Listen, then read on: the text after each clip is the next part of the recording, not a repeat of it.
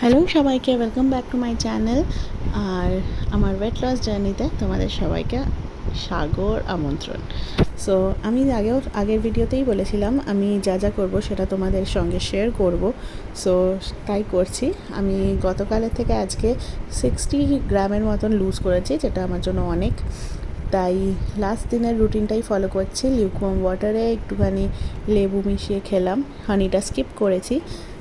হানিটা আমি খেতে চাই না, কারণ ওতেও মিষ্টি আছে, আর সব হানি খুবই একটা পিওর না মার্কেটে যেগুলো পাওয়া যায়। তারপরে আমি খেলাম জিরা ওয়াটার, 1 কাপ মানে 1 গ্লাস জলে গোটা জিরা বয়েল করে সেটা খেলাম। আর তারপরে যেটা খেলাম সেটা হচ্ছে গ্রিন টিটা খাওয়ার পর আমি সেরকম ব্রেকফাস্ট করার টাইম পাইনি বলে ব্রেকফাস্টটা স্কিপ হয়ে গেছে।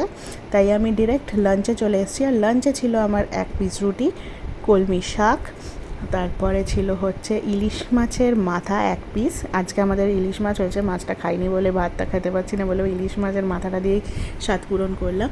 আর এখানে রয়েছে ভেজিটেবলস বলতে খালি ক্যারেট আছে আর আলু আছে। আলুটা হচ্ছে খুব গুড সোর্স অফ এনার্জি, তাই আমি এটা ইনক্লুড করেছি।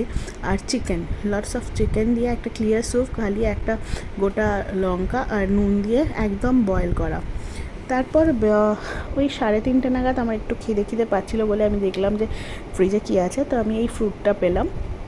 এই ফ্রুটটাকে তোমরা কী নামে ডাকো বা কী নামে চেনো সেটা আমাকে অবশ্যই জানিও। আমরা বলি আলু বোখরা।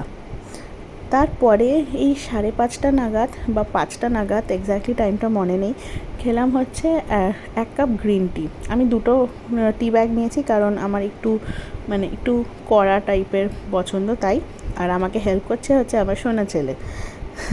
তারপরে এটা খাওয়ার পরেই আমি আমার নিত্য নতুন কাজে ব্যস্ত হয়ে গেছি। তাই আজকে আবার স্ন্যাক্সটাও করি না, ডিরেক্ট ডিনার করতে চলে এসেছি ধোসা, সাম্বার ডাল আর কোকোনাট চাটনি দিয়ে। কেমন লাগলো আমার ভিডিওটা জানিও। আবার দেখা হবে নেক্সট ভিডিওয়। টাটা।